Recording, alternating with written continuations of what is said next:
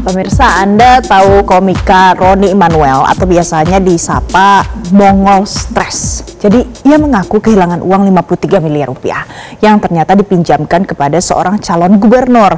Nah, uang yang dikira akan dipakai untuk modal politik ini ternyata tidak pernah kembali lagi setelah pelaku tersandung kasus korupsi kemudian ditahan oleh KPK. Nah, Mongol mengaku pada awalnya tak pernah menaruh curiga dan memberikan uang itu secara penuh kepercayaan. Tapi alih-alih dikembalikan, sang politisi malah terjerat kasus korupsi dan dijerat vonis pemiskinan. Sebelumnya, Mongol sempat mendapat surat sertifikat tanah sebagai jaminan. Namun, karena belum dibalik nama, dokumen itu juga ikut disita negara sebagai bagian aset pelaku. Jadi dalam namanya hidup, kita tinggal menikmati dan mensyukuri. Hai, ada banyak banget yang nanya sama Bang Mongol. Bang, gue belum nonton, tapi gue mau nanya sama lu, Bang. Makna apa sih yang didapat? Jadi pemirsa, kasus yang dialami Mongol ini memberi pelajaran penting untuk kita semua. Bagaimana sebaiknya mengelola keuangan di masa-masa sulit. Jadi kita akan bahas pagi ini dengan Rista Zwetsika, seorang perencana keuangan. Dan juga langsung saja kita akan tanyakan juga bagaimana kondisi terkini dari komika Mongol yang akan berbagi pengalamannya langsung. Anda juga bisa memberikan komentar atau bertanya langsung dengan men-scan QR Code di layar kaca Anda. Nah, pemirsa, selain di QR Code ini Anda juga bisa buka Instagram Metro TV. Nanti ada satu postingan, silahkan diberikan pertanyaan dan juga komentar di sana. Saya mau sapa terlebih dahulu. Kakak Mongol, selamat pagi. Mbak Rista, selamat pagi. Halo, selamat pagi, Kak. Halo, selamat pagi. Nah, saya mau ke Kak Mongol dulu. Kak Mongol, ini sekarang kan infonya 53 miliar ini sudah nggak ada ya? Apakah sudah direlakan sepenuhnya atau mungkin di dalam hati, aduh ini harus dikembalikan sih, nggak bisa sih 53 miliar? Udah ikhlas. Ikhlas? Oke. Sudah ikhlas. Dari tanggal 9 Januari 2025, Mongol nyatakan utang tersebut diputihkan. Oke. Nah, sejak awal pada saat ada yang meminjam 53 miliar ini, itu bagaimana sih cerita awalnya kok sampai kamu mau ngasih secara sadar, oke, saya kasih pinjam gitu? Kebetulan kan ada seorang warga negara yang mencalonkan diri untuk jadi kepala daerah di sebuah provinsi. Kebetulan saya juga kenal dan dia juga kenal Mongol. Terus pas pembicaraan bla bla bla, bikin surat perjanjian di notaris dengan jaminan bla bla bla bla, Mongol tahu elektabilitas beliau itu lumayan tinggi. Jadi di saat proses pinjam meminjam, Mongol kasih karena memang Mongol sangat yakin bahwa beliau akan menang. Karena ada alasan utama bahwa seorang calon kepala daerah tidak boleh dikriminalisasi. Jadi Mongol berpegang teguh pada, oh berarti nggak mungkin kalau ada kasusnya dikriminal, tapi ternyata tidak. Udah, mau gimana lagi? Duitnya udah dikasih, tersandung kasus, kita udah nggak bisa ngapa-ngapain. Udah, santai aja. Cuman 4 hari itu Mongol sempat drop, maksudnya sempat pusing, stres, aduh, habis kita pedoi kalau bahasa Manado, aduh, mau bagaimana kita. Tapi hari ketiga itu Mongol lagi nangis di kamar, terus kayak dengar suara, masih kurangkah kebaikanku dalam hidupmu? Nah, kalimat itulah yang membuat Mongol sadar bahwa, oh yaudah, berarti Mongol harus tetap melanjutkan hidup, harus tetap bahagia, harus tetap santai, harus tetap cari duit, gitu aja. Oke, jadi walaupun terguncang secara mental, tapi itu hanya terjadi di 4 hari pertama. Setelahnya kembali normal berusaha gitu ya, Kakak Mongol ya. Oke, saya mau tanya ke Mbak Rista. Bentar, saya mau tanya ke Kakak Mbak Rista. Mbak Rista, jadi kalau alasannya adalah kita percaya, sudah ada risetnya, ada datanya, dan ada juga analisa yang dilakukan secara pribadi, kemudian memberikan pinjaman kepada orang lain, uang dalam nominal yang cukup besar. Apalagi yang harus dilakukan untuk menghindari hal-hal yang tidak diinginkan bisa terjadi? Oke, baik. Kita baca dari kasusnya Kak Mongol. Kak Mongol, aku turut prihatin gitu kan ya. Padahal tadi Kak Mongol juga udah melakukan spesifikasinya bahwa satu orangnya dikenal gitu ya. Kemudian juga ada jaminan gitu ya. Kemudian yang ketiga, Kak Mongol juga pasti yakin bahwa orang tersebut itu bisa melakukan pembayaran gitu kan ya. Dari sisi kemampuan keuangannya udah oke banget gitu. Tapi lagi mitigasi resikonya yang kita suka sulit gitu ya untuk bedakan gitu. Jadi karena faktor kepercayaan aja tidak cukup nih Kak Mongol sama teman-teman gitu ya, bahwa tadi kalau kita ingin memberikan pinjaman ke orang lain, kita mesti lihat dulu apakah pinjaman ini gitu ya dalam bentuk kita artinya gini, kita memberikan pinjaman ini kalau terjadi resiko gitu ya, uang ini ketika nanti uang ini tidak dikembalikan atau uang ini hilang gitu ya, atau terjadi sesuatu resiko, kira-kira akan mengganggu cash flow-nya kita atau tidak. Itu tuh yang harus kita tanyakan dulu kepada diri kita gitu.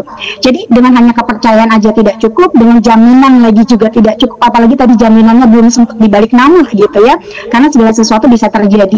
Tapi yang mesti dibalikan itu adalah pertanyaan ke diri kita sendiri. Kalau kita memberikan pinjaman kepada orang lain, ini kira-kira dalam batas normal tertentu atau angka tertentu, kira-kira kalau terjadi resiko ini bakal mengganggu cash flow kita atau tidak. Kalau memang ternyata akan mengganggu cash flow kita, walaupun kita percaya apapun kepada orang lain gitu ya, dengan saudara aja masih bisa bermasalah tentang keuangan, apalagi dengan orang lain gitu yang tidak ada hubungan saudara dengan kita. Nah kalau ini mengganggu cash flow kita, artinya kita harus turunin nih gitu ya angkanya, nominalnya gitu ya. Atau sebaliknya begini, kalaupun kita ingin membantu, ya udah dalam bentuk bantuan. Jadi kalau dia terlihat resikonya kecil tapi konfliknya itu besar, lebih baik kita dalam bentuknya bantuan aja. Jadi kalau dia tidak bayar, ini tidak masalah gitu ya. Tapi ya balik lagi tadi gitu ya, namanya masyarakat kita ini kalau sudah terlalu percaya dengan orang lain gitu ya, apalagi kita udah paham banget seolah-olah bahwa oh ini bakal balik nih uang kita, jadi kita percaya 100%. Tapi balik lagi yang mesti diingatkan adalah mesti tanya ke diri kita sendiri, kemudian mitigasi resikonya itu berlipat-lipat gitu ya. Baik, jadi ini bagian dari mitigasi resiko. Ada dokumentasinya juga. Terus ada dokumentasinya dan ada due diligence. Kalau terjadi resiko seperti apa nantinya gitu. Oke. Nah, saya mau langsung, ini ada beberapa pertanyaan dan juga komentar Mbak Rista, Kakak Mongol yang dituliskan oleh warganet di Instagram.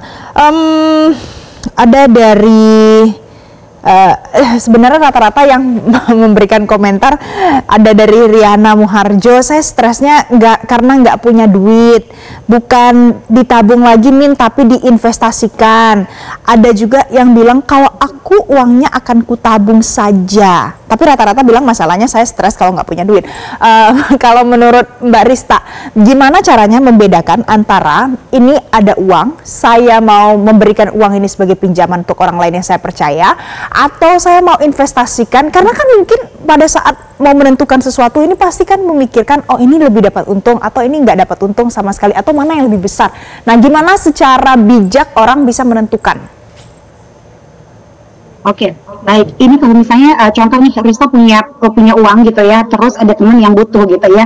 Jadi kita harus bikin klasifikasinya adalah satu, pada saat nanti kita ingin memberikan pinjaman kepada orang lain, pastikan niat dan kemampuan kita dulu gitu ya. Dimana tadi sebelum kita meminjamkan kepada orang lain, kira-kira masih ada nggak kebutuhan kita yang belum terwujud. Kalau misalnya memang masih ada yang belum terwujud atau kita punya tujuan jangka pendek ataupun menengah, ada baiknya kita tidak memberikan pinjaman kepada orang lain gitu ya. Kemudian yang mesti kita perhatikan lagi adalah kalau memang budget kita terbatas gitu ya, tapi kan naluri manusia itu pengen selalu membantu orang gitu ya, Kak Mongol gitu ya, pengen aja ngebantu orang gitu ya.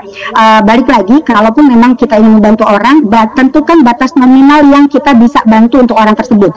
Terus tentukan juga apakah ini bentuknya dalam bantuan yang artinya kalau terjadi resiko dia nggak bisa bayar ya kita juga udah ikhlasin aja seperti Kak Mongol tadi gitu kan ya, hidup harus terus berjalan.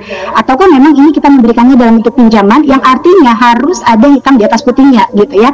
Ada hitam di atas putihnya, kemudian tulis perjanjiannya gitu ya. Kemudian kalau terjadi resiko, bagaimana mitigasinya? Apakah dalam proses kalau terjadi resiko dia nggak bisa bayar, tetap harus ada cicil mencicil gitu? Apakah kreditnya diperpanjang atau misalnya ada jaminan gitu ya? Tapi jaminan juga harus langsung dirubah ke nama kita misalnya gitu kan.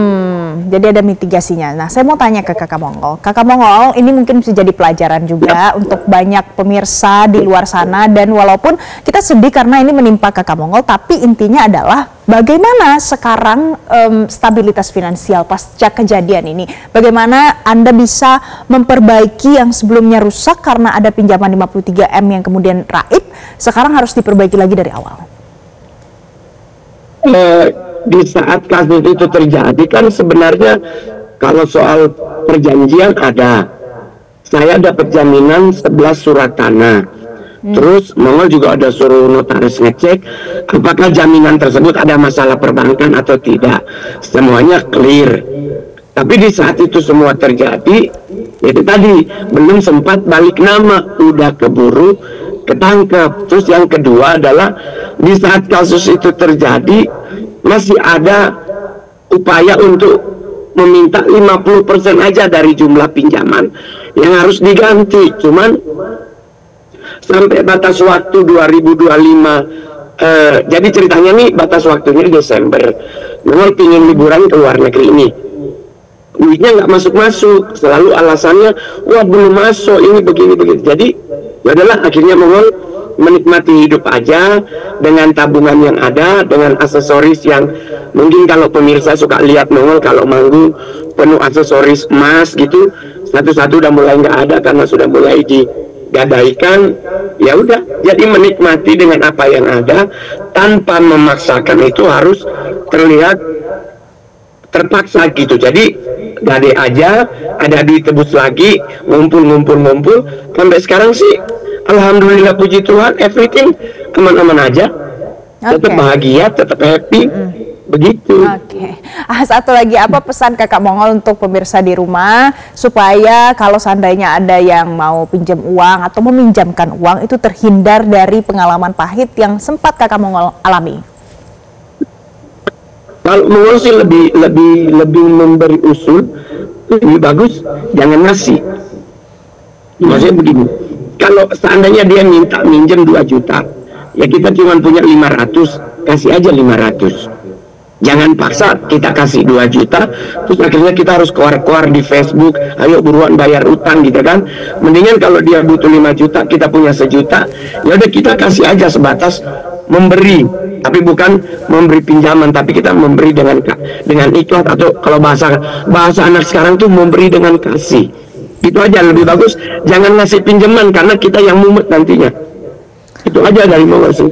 Oke, itu adalah saran dari Kakak Mongol yang sudah mengalami satu pengalaman dan bisa jadi pelajaran untuk kita. Terima kasih Kakak Mongol. Tapi satu dari Mbak Rista, ada pesan apa untuk pemirsa yang mungkin ya tetangga atau nggak keluarga, pengen lah saya kalau misalnya dia pinjam, ya oke lah saya punya, saya kasih misalnya gitu. Apa tipsnya? Singkat saja Mbak Rista. Oke, kalau dari aku sih sebenarnya setuju dengan Kakak Mongol gitu kan ya. Jangan meminjamkan uang yang Anda nggak siap untuk kehilangan. Jadi pisahkan antara persahabatan dan transaksi keuangan. Jadi mesti cek dulu berapa kemampuan kita. Kalau nggak ada kemampuan ya jangan ngutang gitu ya, jangan ngutangin gitu. Kemudian yang kedua, kita cek juga kalaupun mau memberikan bantuan gitu ya, ataupun hutangan, kita lihat batas kemampuan kita itu seperti apa. Kemudian jangan lupa juga harus ada perjanjian meski dengan keluarga sekalipun gitu. Oke. Dan itu penting, meski dengan keluarga sekalipun harus ada perjanjiannya. Terima kasih Kakak Mongol, terima kasih Mbak Rista karena pagi ini sudah berbagi dengan pemirsa. Selamat pagi Indonesia. Jelajahi cara baru mendapatkan informasi. Download Metro TV Extend sekarang.